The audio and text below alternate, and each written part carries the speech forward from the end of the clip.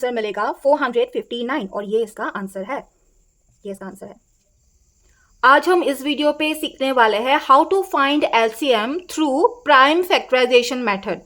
और मैथ्स में अगर LCM through prime factorization method ये टॉपिक आपको बिल्कुल भी समझ में नहीं आ रहा है तो फिर इस वीडियो को एक बार लास्ट तक ध्यान से देख लीजिएगा। मैं आपको प्रॉमिस कर सकती हूँ आपको बहुत अच्छे से समझ में आ जाएगा और सेकेंड वीडियो की आपको ज़रूरत बिल्कुल भी नहीं पड़ेगी।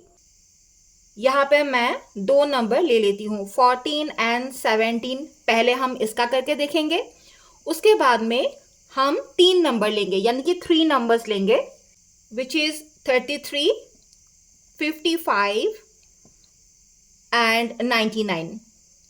पहले हम ये करेंगे, इसका आंसर निकालेंगे, उसके बाद में हम इसका भी आंसर निकालेंगे। और ऐसा बिल्कुल भी नहीं है कि एक अगर आपको समझ में आ गया तो दूसरा सेम ही होगा इसकी तरह, ऐसा नहीं है। दोनों में थोड़ा सा डिफरेंस है तो आपको दोनों देखना पड़ेगा। इससे इससे ये थोड़ा सा डिफरेंट आएगा, इसलिए आप दोनों देख लीजिएगा, तभी आपका कंफ्यूजन दूर हो जाएगा। तो पहला वाला हम ट्राई करते हैं। मैंने बोला था 14 एंड 17 का हम एलसीएम फाइंड आउट करेंगे थ्रू प्राइम फैक्टराइजेशन मेथड के थ्रू। ठीक है, तो पहले हम यहाँ पे लिख लेंगे स्टेप 1,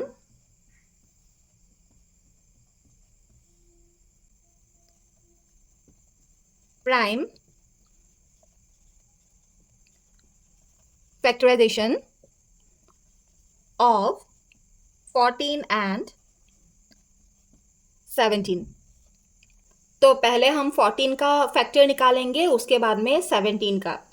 अभी एक important note, most important note, अगर ये समझ में नहीं आएगा तो आपको प्रॉब्लम होगा। सी, प्राइम फैक्टराइजेशन में प्राइम का यूज हुआ है, प्राइम जो टर्म है या फिर प्राइम जो वर्ड है उसका यूज हुआ है। तो जब भी आप फैक्टर निकालेंगे यानी कि 14 एंड 17 का हम फैक्टर निकालेंगे तो कंपोजिट नंबर से आप फैक्टर नहीं निकाल सकते हैं। आप सिर्फ प्राइम नंबर से ही आपको इसका फैक्टर निकालना है, बस आपको ये ध्यान रखना है। अभी 14 का हम पहले फैक्टर निकालेंगे। 2 इज अ प्राइम नंबर और सबसे स्मॉलेस्ट प्राइम नंबर से हम शुरू करेंगे। कोई भी बड़ा, अभी 7 से भी तो 14 जाता है, लेकिन 7 आप नहीं ले सकते हैं। 7 is also a prime number, but आपको ये ध्यान रखना है कि सबसे जो स्मॉलेस्ट प्राइम नंबर है उससे हम शुरू करते जाएंगे। 2 7 14, 7, अभी 7 से ही सिर्फ जाएगा। 7 इज अ प्राइम नंबर, इसलिए मैंने 7 से किया। और ये तब तक आपको करना है जब तक लास्ट पे 1 नहीं आ जाता। इसका हमें फैक्टर मिल गया 2 एंड 7। 1 को हम नहीं पकड़ेंगे क्योंकि 1 is not a prime number, not a composite number. ये प्राइम नंबर भी नहीं है 1 और कंपोजिट नंबर भी नहीं है, तो 1 को हम यहाँ पे नहीं पकड़ेंगे। 14 का जो फैक्टर आया वो सिर्फ 2 एंड 7 है। अभी 17 का हम फैक्टर निकालेंगे। 17 itself is a prime number, तो हम 17 से इसको डिवाइड कर सकते हैं। 17 1 17, 1 निकल गया है तो यहाँ पे हमें स्टॉप कर देना है। ठीक है, उसके बाद आप कर भी नहीं सकते हैं। तो 17 का जो फैक्टर आया वो है 17। अभी क्या करना है, यहाँ पे हम लिख सकते हैं therefore LCM of 14 and 17 is, क्या करना है, अभी जितना भी फैक्टर्स है उसको हम मल्टीप्लाई करेंगे। जैसे कि 2 आया यहाँ पे, 2 इंटू 7 इंटू 17, और यहाँ पे हमें आंसर मिल जाएगा 238। इन तीनों को अगर हम मल्टीप्लाई करेंगे तो हमें ये आंसर मिलेगा। ये हमारा कंप्लीट है, हमें आंसर मिल चुका है। अभी हम सेकेंड वाला स्टार्ट करेंगे। अभी सेकेंड वन क्या था जो मैंने आपको बोला था, विच इज़ 33 एंड 55 एंड 99। इन तीनों का हम एलसीएम फाइंड आउट करेंगे थ्रू प्राइम फैक्टराइजेशन मेथड। तो पहले हम यहाँ पे लिख लेंगे प्राइम फैक्टराइजेशन ऑफ 33, 55 एंड 99। ठीक है, तो इन तीनों का बारी बारी से हम फैक्टर निकालेंगे। और यहाँ पे अगर आप ध्यान नहीं देंगे तो आपको समझ में नहीं आएगा। आपको मैं बहुत अच्छे से समझाऊंगी, आपको ध्यान से देखना है। पहले हम 33 का हम फैक्टर्स निकालेंगे और हमें प्राइम नंबर से ही इसका फैक्टर निकालना है। 3 2 से तो हम इसका 2 से यह नहीं जाएगा, क्योंकि 2 से अगर हम इसको डिवाइड करेंगे ना तो उसका रिमाइंडर रह जाएगा। ठीक है, तो 3 से हम कर सकते हैं। 3 11 हो गया। अभी 11 is again a prime number. 11 one ज़ा 11, 1 आ गया है, ये हमारा हो चुका है। अभी हम 55 का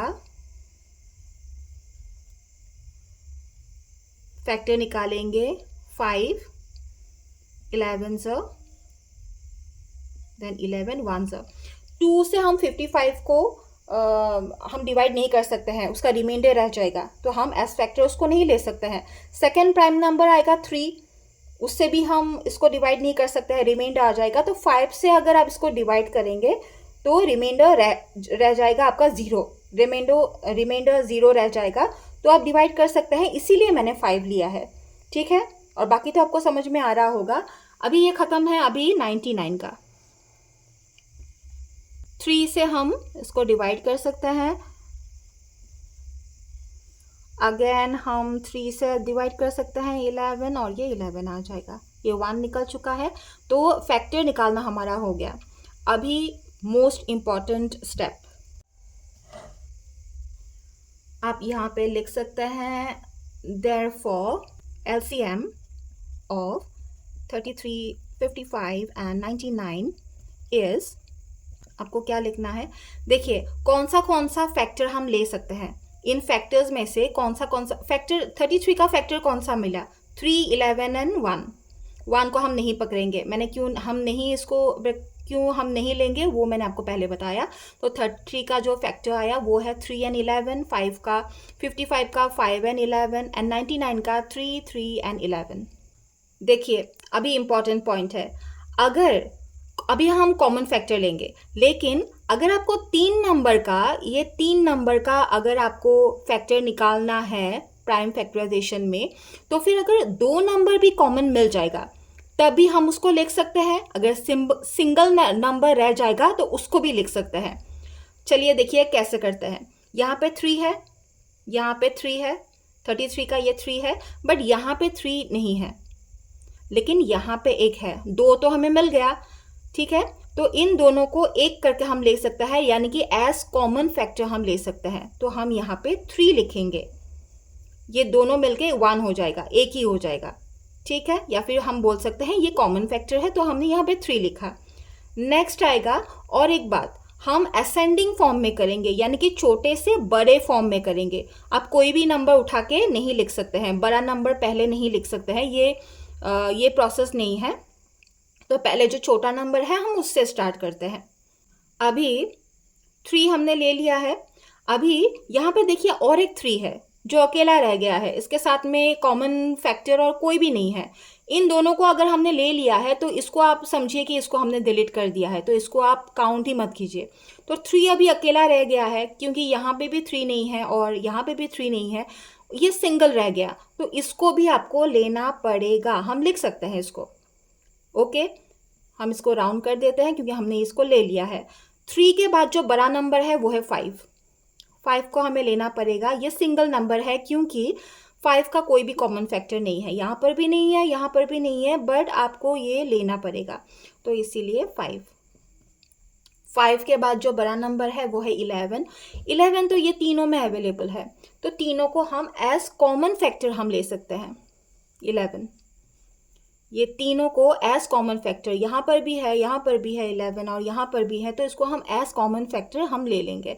यहाँ पे फैक्टर्स हमें मिल गया है, अभी करेंगे हम मल्टीपल, और इन चारों फैक्टर्स को जब आप मल्टीपल करेंगे तो हमें आंसर मिलेगा 459, और ये इसका आंसर है, ये इसका आंसर है। देखिए कितना इजी है। इजी तो बहुत है, लेकिन आपको थोड़ा सा कंसंट्रेट करने की ज़रूरत है और मेरी हर एक बात को बहुत अच्छे से सुनने की ज़रूरत है, तब हर चीज़ आपको आसान लगेगा। चैनल को लाइक, सब्सक्राइब, कमेंट ज़रूर कीजिएगा। अगर मेरा वीडियो आपको हेल्पफुल लगा तभी मेरा कमिंग वीडियोस आपको मिलता रहेगा। Thank you.